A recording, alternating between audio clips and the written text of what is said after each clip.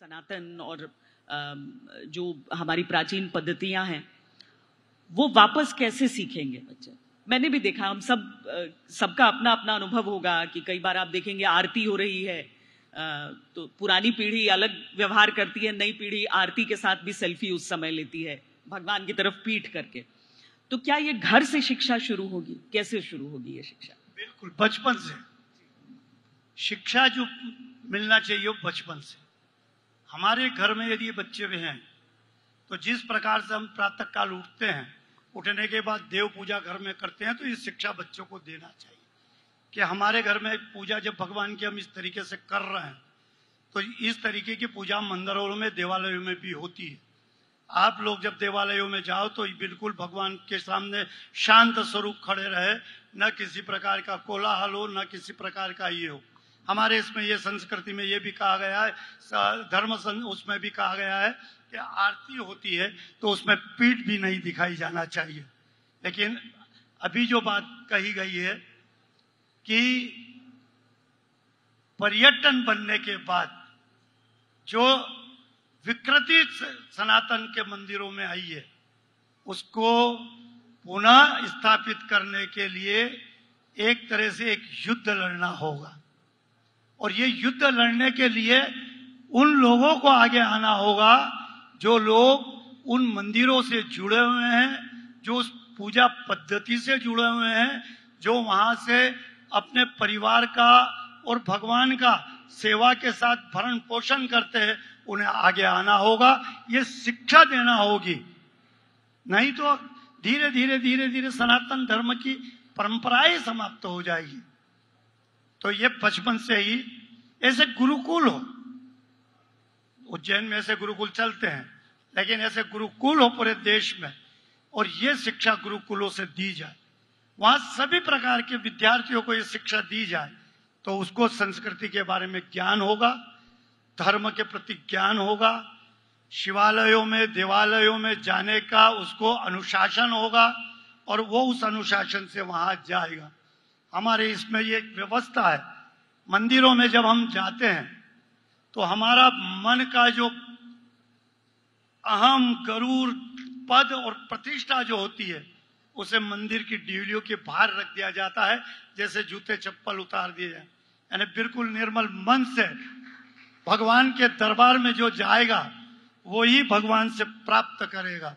जिसके मन में यह घमंड हो गया कि मैं इस पद पे हूं, इस प्रतिष्ठा पे हूं, और वो आकर उस महाकाल के मंदिर हो या देश का कोई भी मंदिर हो, उसकी परंपराओं को यदि तोड़ता है तो सबसे ज्यादा तो वो ही राक्षस प्रवृत्ति का व्यक्ति कहलाएगा, जो उस भैंस में आ रहा है, सनातन भैंस में आ रहा है, सनातन का ढोंग करके आ रहा है और मंदिरों की परंपरा तोड़ता है, मंदिरों के आचरण तोड़ता है। इसी से हमारी पद्धति समाप्त हो रही। ये बचपन से लाना होगी, घर से लाना हो।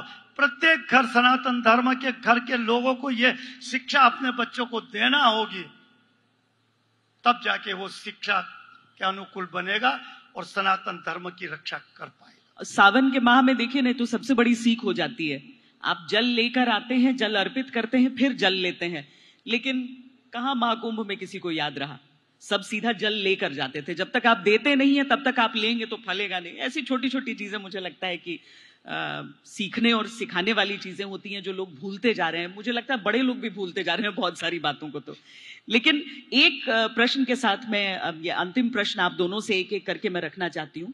एक बहुत बहस होती है पूरे देश भर में जब मंदिरों का, पुजारियों का, सबकी बात होती है और सरकारी दखल की बात होती है।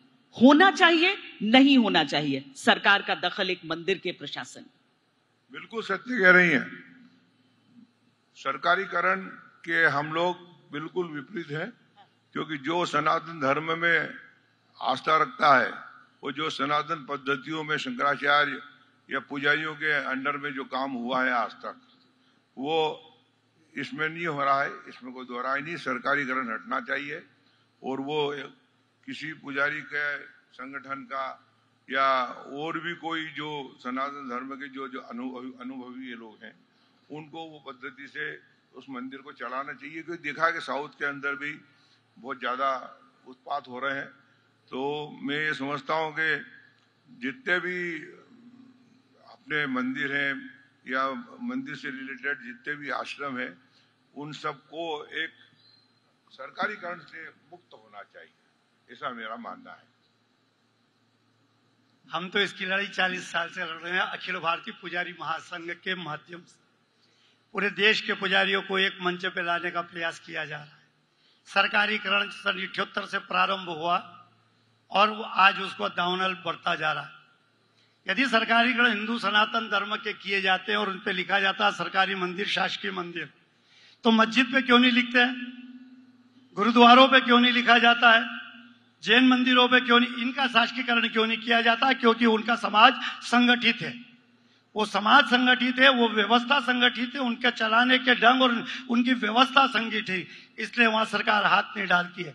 हिंदू सनातन धर्म में पुजारी अपना कर्तव्य निर्वाह कर लेता है, दर्शनार्थी अपना कर्तव्य निर्वाह कर लेता है। मुझे दर्शन से मतलब है, मुझे इस मंदिर से क्या लेना देना, यहाँ की चढ़ोतरी होगी वो तो पुजारी का आएगा, मुझे क्यों बोलना है। साधु संत सोचते हैं कि बस हमारा अधिकार है कि हम वहां चले जाएं, दर्शन कर लें, हमें कोई नहीं रोके। इसलिए ये हिंदू सनातन धर्म के अंदर हस्तक्षेप हुआ है।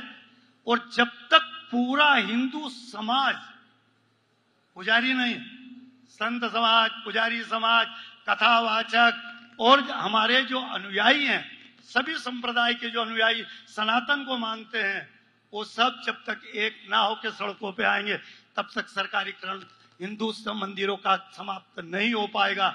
इसके लिए मैं आपके चैनल के माध्यम से पूरे देश के सनातन धर्म के लोगों से यह अपील करना चाहूंगा कि यदि देश के अंदर हमारे 4 धर्मों की व्यवस्था मानी जाती है, तो या तो चारों धर्मों के मंदिरों का और मस्जिदों का सरकारीकरण कर दिया जाए, या फिर हिंदू सनातन धर्म के जितने भी मठ और मंदिर है उनका सरकारीकरण मुक्त कर दिया जाना चाहिए। और उस परंपरागत जो लोग वहां के वंश से रहे हैं उनको ये मंदिर सौंप देना चाहिए और वो चलाने के लिए तत्पर होना चाहिए।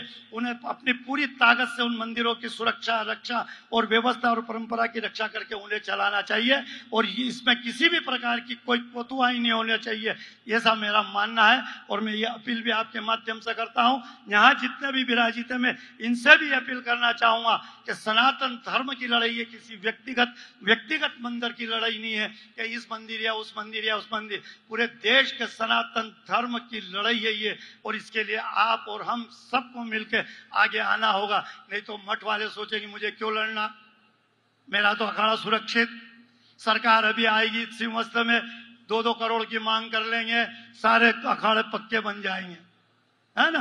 तो ये जो होने लगा है, इसी से सनातन धर्म की व्यवस्थाओं में क्षति हुई है। अरे जिसने दिया है, सनातन धर्म ने तो सदैव दिया है, वो लेने की अपेक्षा रखना नहीं चाहिए। और जो लेने की अपेक्षा रखता है वो कभी किसी को दे नहीं सकता है।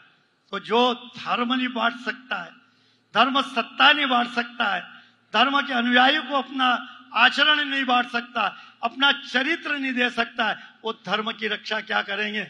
इस धर्म संसद को मैं बधाई देता हूं और मैंने आपसे पुनः कहा कि देश में एक धर्म संसद की भी आवश्यकता है, पर उसके अनुयायी ऐसे हो, उसके नुमाइंदे ऐसे हो जो चरित्रवान हो, चरित्र उनका पक्का हो। कपड़े से नहीं हो कि मैं यहाँ आके बैठ गया और भगमाग पैर के बैठ गया तो मैं चरित्रवान हो गया।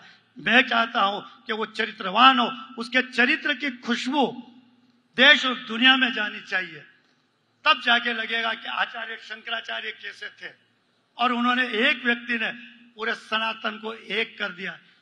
यहाँ तो हजारों हैं सनातन धर्म को चलाने वाले, आगे आए और इस सनातन धर्म की रक्षा करें। मैं इसी के साथ चाहूंगा, अब तो आगे तो नहीं, पर मैं अपनी वाणी को विराम देता हूं। मैं आप सबसे यदि कोई वचनों में कोई बात हुई हो तो मैं सबसे क्षमा भी चाहूंगा, लेकिन इसलिए ये शब्दों की आवश्यकता पड़ी, ये धर्म संसद है और आज इस संसद ने धर्म की बात को छेड़ा और चुभोया है, तो ये बात पूरे देश में जाना चाहिए। इस मंच से यही कह के मैं अपनी बात को विराम करता हूं।